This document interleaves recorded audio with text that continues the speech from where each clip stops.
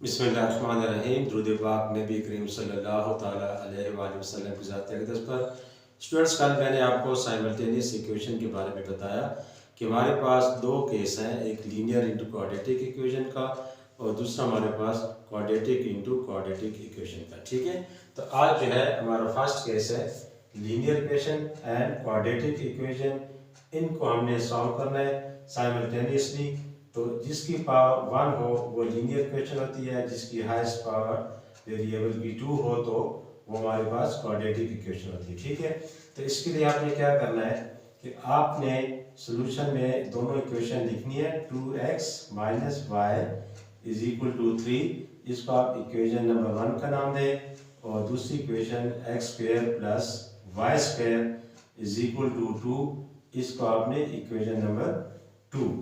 तो ये जो लीनियर इक्वेशन है, यहाँ से आप y की वैल्यू या फिर x की वैल्यू फाइंड करके आपने सेकंड में सब्स्टिट्यूट करनी है। ठीक है, लेट्स सपोज कि हम जो है वो y की वैल्यू हम फाइंड करते हैं। तो फ्रॉम इक्वेशन 1, ठीक है, मैं क्या कर रहा हूँ कि 2x को यानी माइनस वाई लेफ्ट साइड पे इज इक्वल टू 2x, जब उस साइड पे जाएगा तो माइनस 2x और प्लस 3। अब यहाँ से आप माइनस कॉमन लें तो ये आपके पास y आ जाएगा, और यहाँ से भी आप माइनस कॉमन लें तो ये हमारे पास 2x माइनस 3। ठीक है, ये माइनस और माइनस कैंसिल हो जाएंगे तो y is equal to 2x minus 3। आपके पास ये इक्वेशन नंबर 3 आ जाएगा। ठीक है, अब ये जो वैल्यू है y is equal to 2x minus 3, इसको मैं हाईलाइट करूंगा, बाद में हम यूज करेंगे। इसको आपने सब्स्टिट्यूट किस में करना है, इक्वेशन नंबर 2 में। ठीक है, put the value of y in equation 2। अब इक्वेशन 2 जो है वो x स्क्वायर प्लस y, अब जहाँ पे y आएगा तो आपने ये वैल्यू पुट कर दी, 2x माइनस 3 स्क्वायर है, आपने स्क्वायर डाल दिया इज इक्वल टू 2। अब ये हमारे पास a माइनस बी का होल स्क्वायर, इसको आप ओपन करें, x स्क्वायर प्लस, अब ये देखें a और हमारा b की टर्म आपने ध्यान में रखनी है।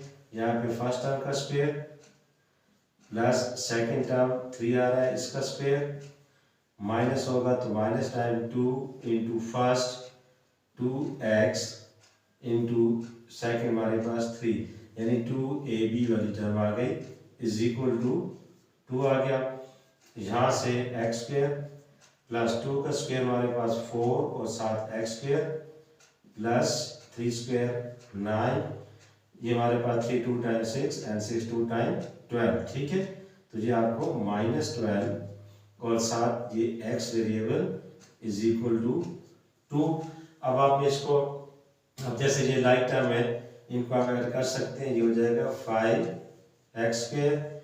ठीक है, फिर आपने माइनस 12x लिखा, फिर कांस्टेंट नंबर 9, और ये जो 2 है इस साइड पे आके माइनस हो जाएगा इज इक्वल टू 0, ताकि ये इक्वेशन बन जाए। तो यहाँ से हमारे पास 5x स्क्वायर माइनस 12x, ये प्लस माइनस करें तो आपको 7 दे देगा इज इक्वल टू 0। अब ये हमारे पास एक क्वाड्रेटिक इक्वेशन आ गई। अब इस क्वाड्रेटिक इक्वेशन को आप मिड टर्म ब्रेक, ठीक है, मिड टर्म ब्रेक आप ऑलरेडी आपको पता है 7 कांस्टेंट नंबर, और ये जो शुरू में जो टर्म है x स्क्वायर की, इनको आप मल्टीप्लाई करें तो ये हमें देगा, ये देखें 35x स्क्वायर। ठीक है, कांस्टेंट को और फर्स्ट टर्म को। ठीक है, अब इससे आपने पेयर्स बनाने, एक तुम्हारे पास 7 5 टर्म 35 होता है। ठीक है, ताकि हमें ये दरमियान में जो 12 है वो मिल जाए। तो यहाँ से हमें पता चला कि 7 और 5 से हमें 12 मिल सकते हैं। इसके साथ भी आपने x यूज़ करना है, इसके साथ भी x, और अब हमें साइन को भी देखना होता है कि माइनस चाहिए, तो दोनों के साथ आपने माइनस यूज़ कर लेना। ठीक है, तो ये आपके दो फैक्टर्स बन गए मिड टर्म के। तो यहाँ पे हम लिखेंगे 5x square minus 7x minus 5x और plus 7 is equal to 0। Common है इन दोनों में से और इन दोनों में से, ठीक है। अब यहाँ पे हमें x कॉमन मिल रहा है, तो x कॉमन लिया, यहाँ से हमें 5x माइनस 7 मिल गया, यहाँ से हमें -1 कॉमन मिल रहा है, 5x minus plus minus 7 is equal to 0। तो ये दो फैक्टर आपके पास आ गए, 5x माइनस 7 एंड ये दोबारा फिर कॉमन लिया, ठीक है। यहाँ से x और यहाँ से -1 हमें मिल गए, तो x minus 1 is equal to 0, ठीक है। तो अब ये जो दो फैक्टर्स आए हैं इनको इक्वल करेंगे 0 से और x की वैल्यू फाइंड कर लेंगे, ठीक है। अब देखें यहाँ पे ये हमारे पास दो फैक्टर्स आ गए, 5x माइनस 7, इसको आप 0 करें, एंड दूसरा फैक्टर है x minus 1 is equal to 0।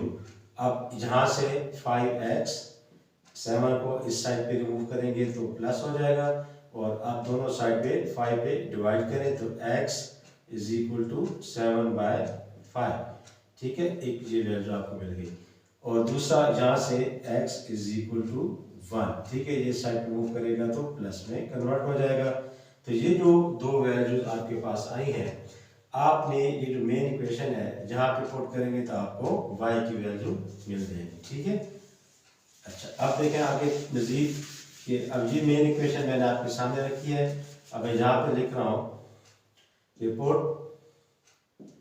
x is equal to 7/5 in equation third, ठीक है। ये इक्वेशन थर्ड आपके सामने है, तो यहाँ पे मैं पुट कर रहा हूँ y इज इक्वल टू 2 और x की जगह 7/5 और आगे -3, तो ये हमारे पास आ जाएगा 2 7 टाइम 14/5 -3। अब इसका एलसीएम है, y is equal to LCM इसका 5 आ गया, 5 1 टाइम और 1 को 14 से मल्टीप्लाई किया, 14 1 टाइम 14, और 1 का टेबल 5 पे 5 टाइम, तो जितने टाइम टेबल जाए उसको न्यूमरेटर से मल्टीप्लाई करेंगे तो 15 आ जाएगा, और यहाँ से y की वैल्यू -1/5।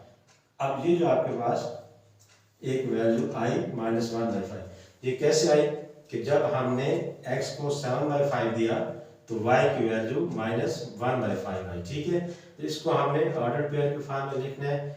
आप देखते हैं जी कि फर्स्ट जो वैल्यू है हमारे पास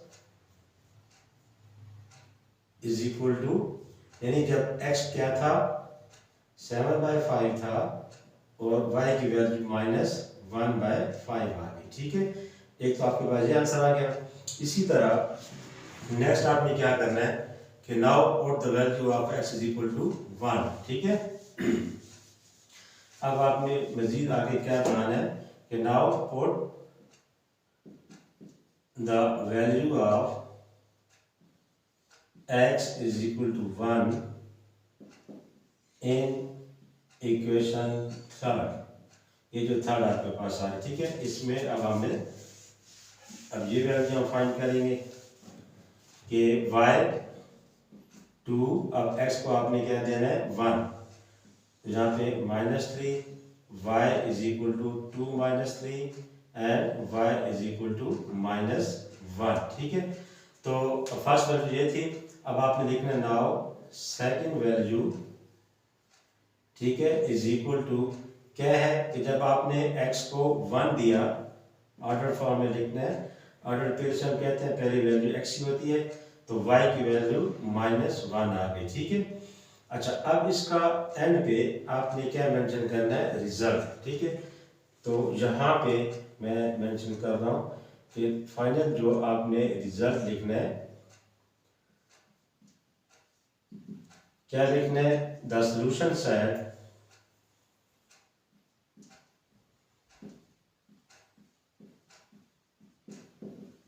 the solution set is equal to, इसको आपने सॉल्यूशन सेट के फॉर्म में लिखना है। तो फर्स्ट वैल्यू आपके पास आई 7/5 -1/5,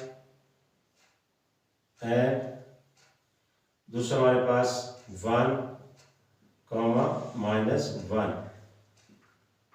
तो ये आपका फाइनल रिजल्ट आ गया। ठीक है, तो उम्मीद है कि स्टूडेंट्स आपको इसकी समझ आ गई होगी। कल हम इंशाल्लाह इसका सेकंड केस करेंगे, क्वाड्रेटिक इंटू क्वाड्रेटिक। तो अपना बहुत ज़्यादा ख्याल रखिएगा। अल्लाह हाफिज़।